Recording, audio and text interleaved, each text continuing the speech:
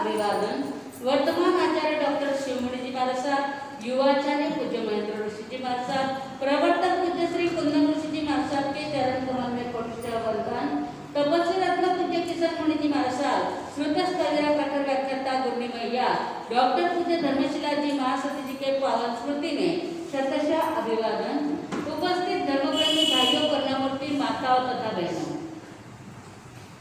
दुनिया में बहुत सारी ऐसी चीजें हैं जो स्वयं के उपयोग में नहीं लेते गए, परंतु दूसरों के लिए उसका उपयोग होता है।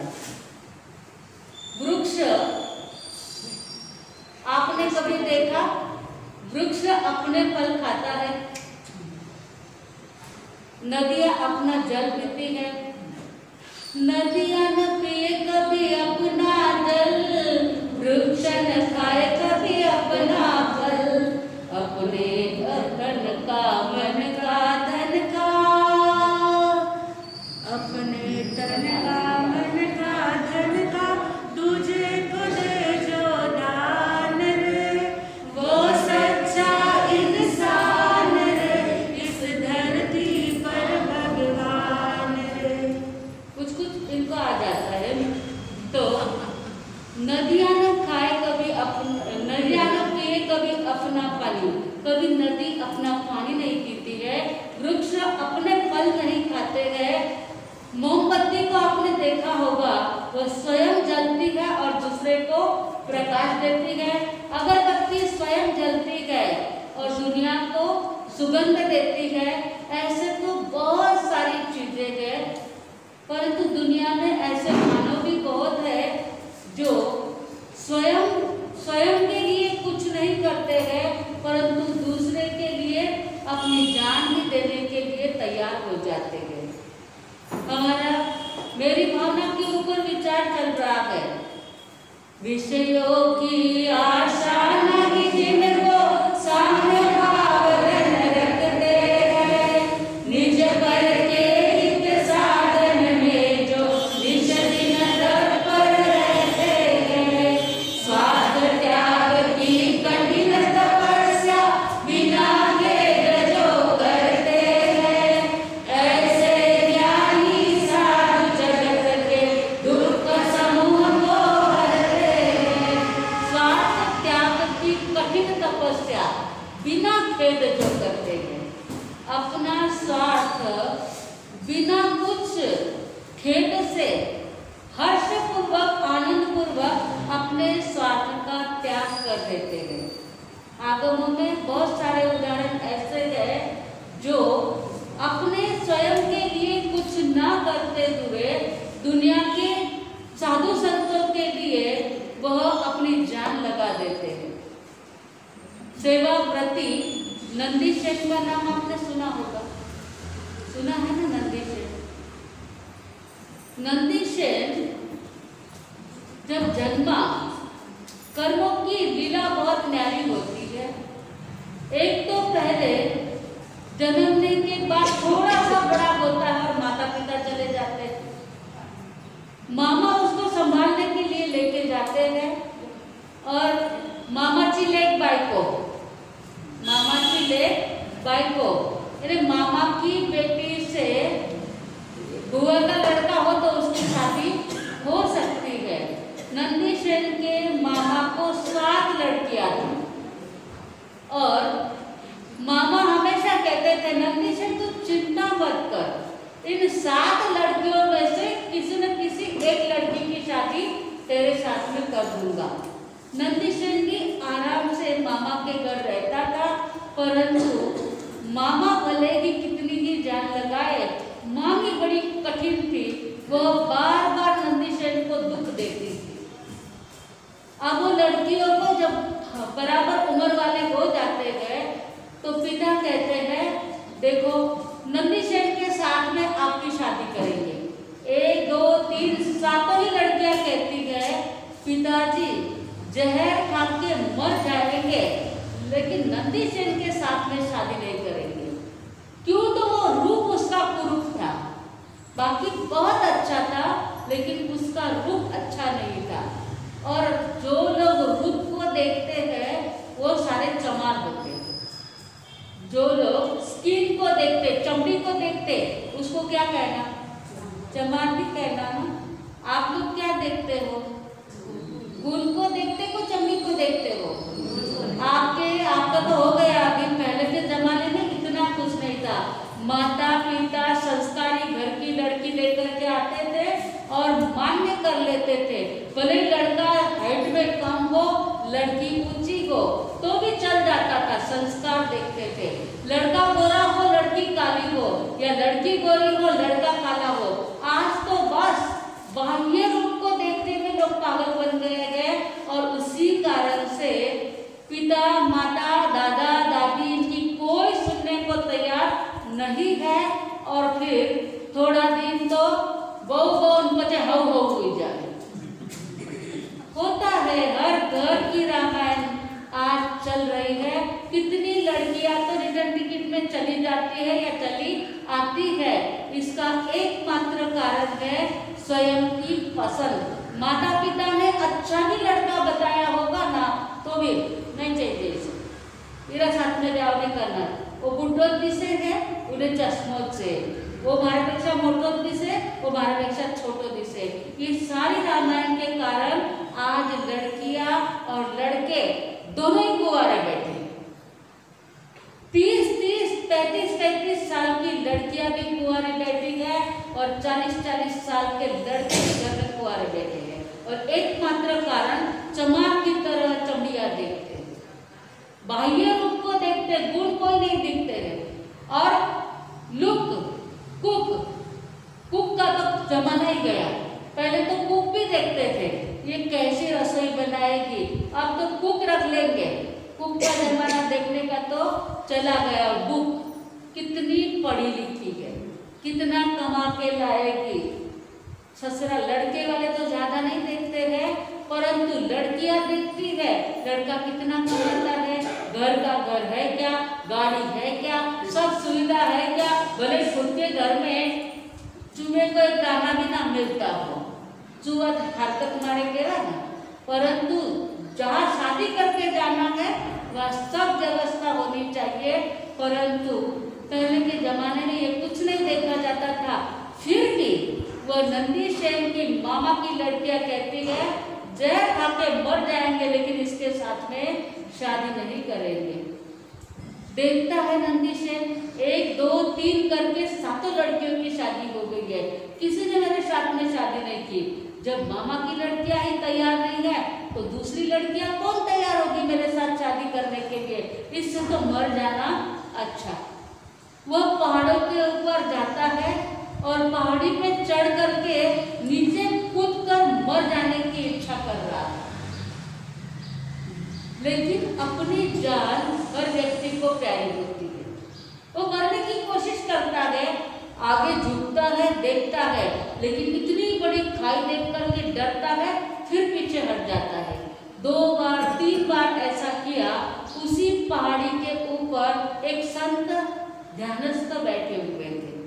उन्होंने देखा कोई लड़का है और वह नीचे कूद करके मरने की कोशिश कर रहा है। कहते हैं वत्स क्या कर रहे हो, बस जिंदा रह के क्या करना है, इस दुनिया में अब मुझे नहीं रहना है, इसलिए मैं मरने की कोशिश कर रहा हूँ। अरे इतना उत्तम मनुष्य जन्म मिला है, अरे जिस जन्म के लिए देवता भी तरसते हैं, ऐसे जन्म को तू क्या ऐसे ही आत्महत्या करके खत्म करना चाहता है। बस मेरे जैसा दुखी कोई नहीं है। अरे दुख तो कर्मों के कारण आता है, और कर्मों के कारण यदि दुख आता है तो वह मरने से दूर नहीं होगा। कर्मों को क्षय करने के लिए समता रखनी पड़ेगी, धीरज रखनी पड़ेगी, ऐसे कर्म क्षय नहीं होंगे। ये कर्म राजा महाराजा सेठ साहूकार साधु संत किसी को भी कर्मों ने नहीं छोड़ा है, तो तेरी क्या बात है। तो ऐसा मर करके कोई कर्म तेरे कटने वाले नहीं है। कड़ा न कमान न मोक्ष, किए हुए कर्मों को भुगते बिना मोक्ष नहीं मिलेगा। तो क्या करूं? अरे कुछ नहीं, महावीर का शासन, भगवान का शासन इतना अच्छा है, उस शासन में आसन जमा ले। संत ज्ञानी थे, उसके हृदय को पहचानते थे। ऐसे किसी को भी संयम मार्ग पर आगे बढ़ने का नहीं कह सकते हैं, परंतु संतों ने उसके अंदर आत्मा को जान लिया था। इसलिए कहते हैं कि तू अपने महावीर के मार्ग पर चलने को तैयार हो जा। लेकिन मुझे कुछ भी आता नहीं है।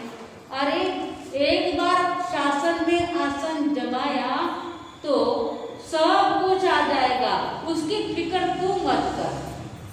और वह तैयार हो जाता है, कुछ दिन साथ में रहता है, कुछ अध्ययन कर लेता है और नंदी से दीक्षा ले लेता है।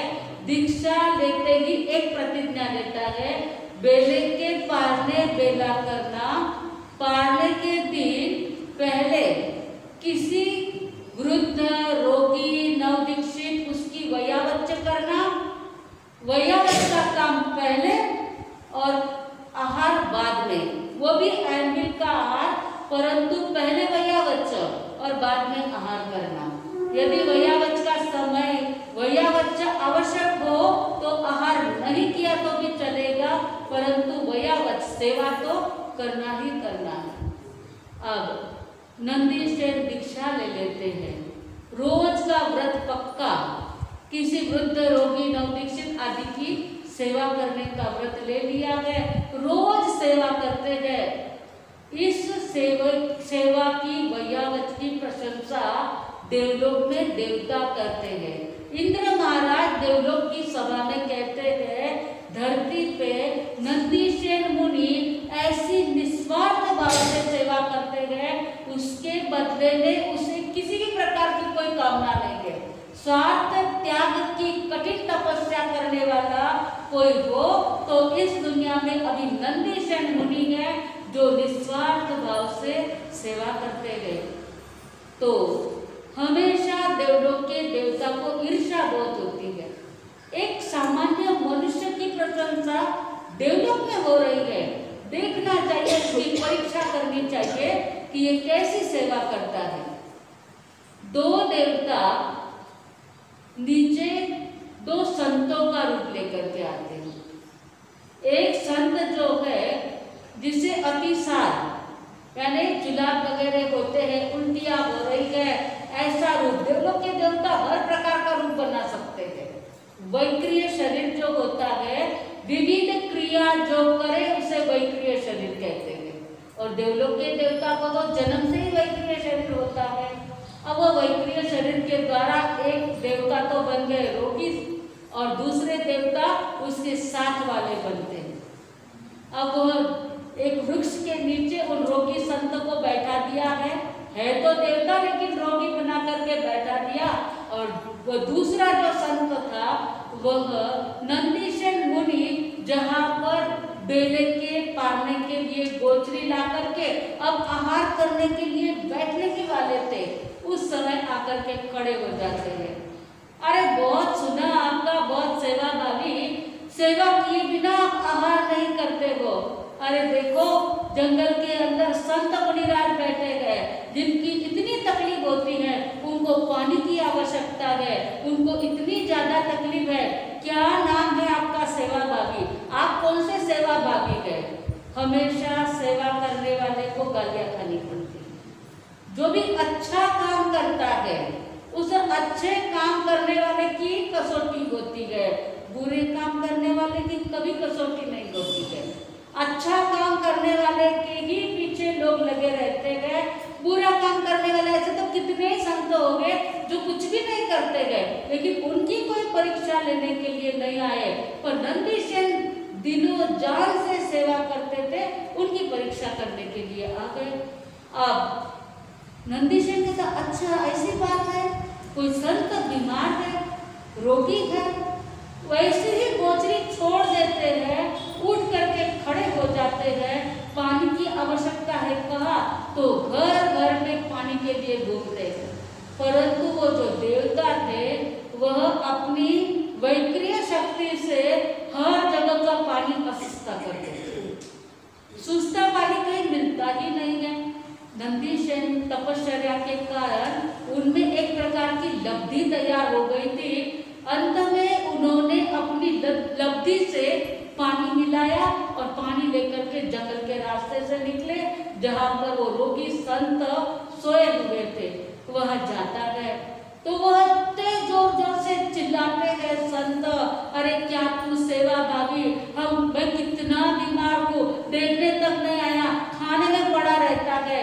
नंदीशन एक शब्द नहीं बोलते गए, शांति से क्षमा मांगते हैं, मुझे पता नहीं चला, कोई बात नहीं है, मैं अभी आपकी सेवा कर देता हूँ। उनको पानी से साफ सुथरा करते गए, फिर साफ करते, फिर गंदगी करते हैं, वो साफ करते हैं, वापस गंदगी करते गए।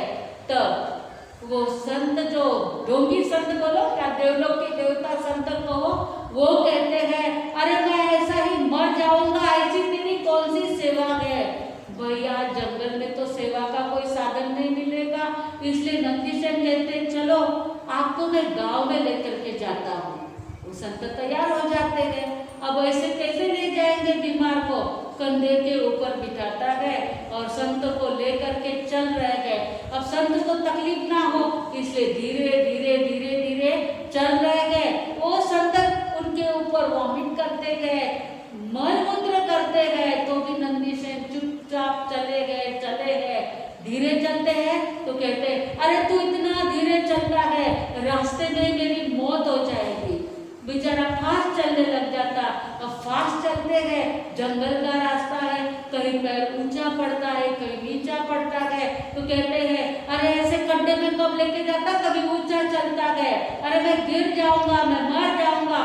बहुत चिल्लाते हैं, ऊपर से मारते भी गए, तो भी नंदीशन चले जा रहे हैं और अपने स्थान पर ले जाकर उनको बैठाते, फिर दोबारा उनकी सफाई आदि करते गए। और बाद में कहते अब मैं कितना अक्षम हूँ, मैं आपकी पूरी तरह से सेवा नहीं कर पा रहा हूँ, मैं और किसी को, वैद्य को, किसी को बुलाता हूँ, इससे आपको साता हो जाए। सेवा करते हैं इतनी गंदगी की, तो भी खुद का ही दोष निकालते हैं, खुद ही कहते हैं अरे रे मेरे से कुछ नहीं होता है, इस प्रकार बार बार कहते हैं। तब वह जो देवलोक के देवता है वह समझते हैं सच में इसके जैसा सेवाव्रती कोई नहीं है, और इसीलिए इंद्र भगवान ने भी देवलोक में प्रशंसा की थी। फिर वो अपना रूप प्रकट करते हैं और रूप प्रकट करके कहते हैं भाई हम तो कोई रोगी संत नहीं थे और ना तो हम कुछ भी आपकी पास से सेवा लेने को आए थे, हम तो देवलोक के देवता है। आपकी प्रशंसा देवलोक में हुई, वह सुन करके आपकी परीक्षा लेने के लिए आए थे, बस अब तो हम हमारे स्थान पे चले जाते हैं। धन्य है नंदीशन आपकी सेवा को। और इस प्रकार से वो अपने स्थान पे देवलोक के देवता चले जाते हैं। इतने सेवा भावी नंदीशन जो अपने खुद के खाने का भी ध्यान नहीं रखते थे और वापस कोई सेवा किसी की करने के बाद अपेक्षा भी नहीं रखते थे। कोई भी सेवा करता है तो कम से कम अपने लिए 2 शब्द तो कोई कहे, ऐसी अपेक्षा रहती है कि नहीं रहती है। आपा इतो करो तरी माणसाला होणारा वो 2 शब्द कधी निकले नहीं आपला होता है मन में। लेकिन नंदीशन को वो भी कोई अपेक्षा नहीं थी। जहाँ अपेक्षा वह दुख होता है, जहाँ अपेक्षा ही नहीं है वहाँ कोई दुख नहीं होता है। ऐसे ज्ञानी साधु जगत के दुख समूह को हरते हैं। स्वार्थ त्याग की कठिन तपस्या बिना खेद जो करते हैं, ऐसे ज्ञानी साधु जगत के दुख समूह को हरते हैं। आज जो धरती टिकी है ना, ऐसे साधु संतों के प्रभाव से ही टिकी है, नहीं तो चारों बाजू से इतना प्रलय, इतनी बीमारियां, इतना सब हो रहा है, परंतु धरती टिकने का एकमात्र कारण है कि चारों ओर से बलेगी। ऐसा कहते हैं कि जो पृथ्वी है उस पृथ्वी को चारों ओर से सागर है और सागर में से लाखों करोड़ों देव इस धरती को ढकेल रहे हैं। सागर में बहुत विस्तृत वर्णन आता है, उसमें कहा है उसमें संत या श्रावक श्राविका रहेंगे, तब तक इस धरती का पूर्ण विनाश कोई नहीं कर पाएगा। साधु संतों का यही एक उपकार है जो आज दुनिया टिकी हुई है, उस ऐसे ज्ञानी साधु संतों के कारण टिकी हुई है। तो इस दूसरी गाथा में जो संतों का वर्णन, गुरुओं का जो वर्णन किया है, वह अपने जीवन को केवल संत ही सेवा करे ऐसी कोई बात नहीं है। अपने घर में भी किसी के माता पिता है, किसी के सास ससुर है, और किसी के घर में उनके संतान ही ऐसे होते हैं कि जिनकी सेवा करना बहुत ज्यादा आवश्यक होता है। किसी के बच्चे जन्मते ही रिटायरमेंट होते हैं, किसी के बच्चे बीमार ही जन्मते हैं, तो उन सभी की सेवा निस्वार्थ भाव से जो करते हैं वो देवलोक के देवता के द्वारा भी पूजनीय वंदनीय बन जाते हैं। बाकी सुख और दुख तो कर्मों के कारण आता है, इन कर्मों को कोई छोड़ नहीं पाता है। कर्म तो हर एक जीवात्मा के साथ में ही जाते हैं। शुभ करो या अशुभ करो, अच्छे कर्म करेंगे तो अच्छी गति में जाएंगे, बुरे कर्म करेंगे तो बुरी गति में जाएंगे। तो ऐसे नंदी सेन के इस उदाहरण के द्वारा हमारे जीवन में भी ऐसा ही त्याग वैराग्य आ जाए, हम भी निस्वार्थ भाव से सेवा करें, किसी से किसी भी प्रकार की अपेक्षा ना रखें, अपने संतान से भी अपेक्षा ना रखें कि मैंने उनको बड़ा किया, खिलाया पिलाया सिखाया सब कुछ किया, लेकिन जब हमारे ऊपर आ पड़ी है तब बच्चे हमारे मुंह के सामने भी नहीं देखते गए। कभी ऐसा सोचना नहीं, अपना कर्तव्य अपन ने पूरा किया। अपेक्षा रखेंगे तो दुखी होना पड़ेगा, अपेक्षा नहीं रखेंगे तो सुख मिलेगा। ऐसे नंदी सेन का जीवन निस्वार्थ भाव से सेवा भाविता, उनके चरणों में वंदन नमन करते हुए बोलो भगवान महावीर स्वामी की पचकान। आज राउरी से गुलाब भाई की, हाँ राउरी से गुलाब भाई आए हुए हैं और तो ने यानी